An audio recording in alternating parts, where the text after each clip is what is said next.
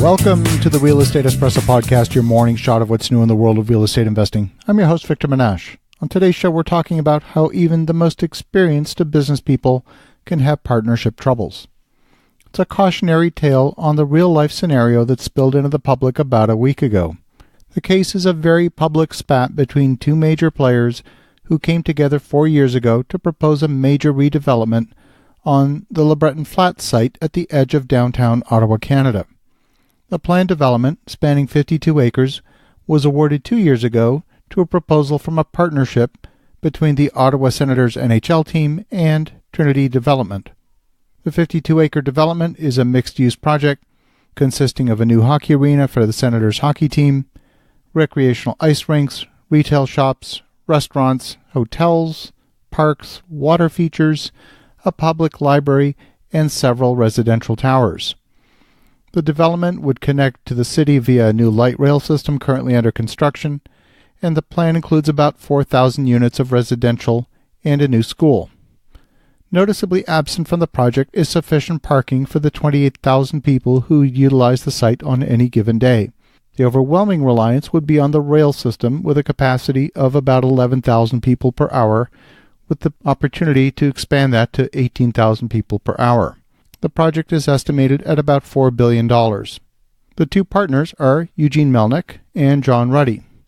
Mr. Melnyk made his fortune in the pharmaceutical industry as the CEO of BioVail Corporation. Today, he owns several sports teams, including the Ottawa Senators, and is the owner of a thoroughbred horse farm in Ocala, Florida, which produces several of the winningest raced horses in recent years. John Ruddy is the CEO of Trinity Development, one of Ottawa's most established and respected high-rise real estate developers. The last 2 years of detailed planning work between the two partners has been rocky most of the way.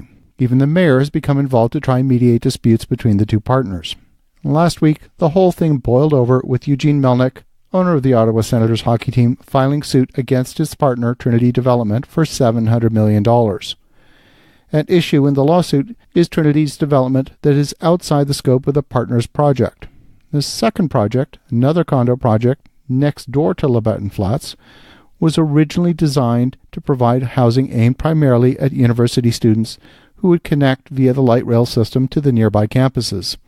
However, the plans changed and the city approved a luxury 65-story tower that would be the tallest in the city. The Senators hockey team says that would threaten condo sales at the LeBreton Flats joint venture. So why, you might be asking, would a hockey team be a partner in a real estate project?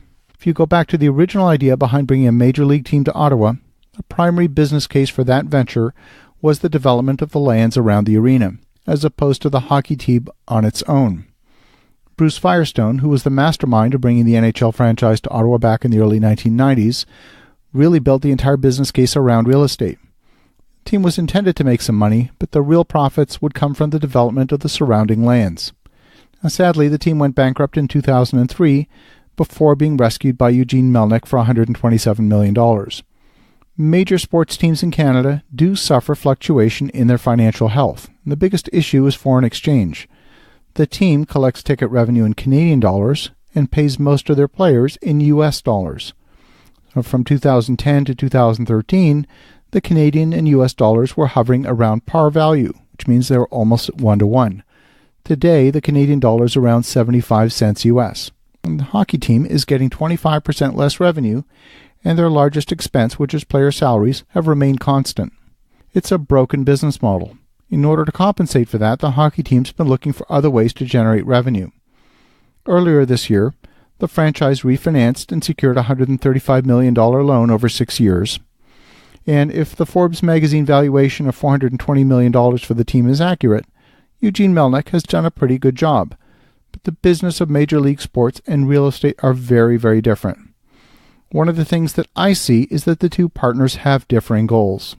Whenever that happens, you run the risk of a partnership falling apart. And according to Mayor Jim Watson, he's not surprised that the joint venture fell apart. He witnessed a lot of dysfunction within the partnership over the last couple of years, and the joint venture has until the end of January to get their act together. After that date, the city will withdraw its award of the project and start the public bidding process all over again.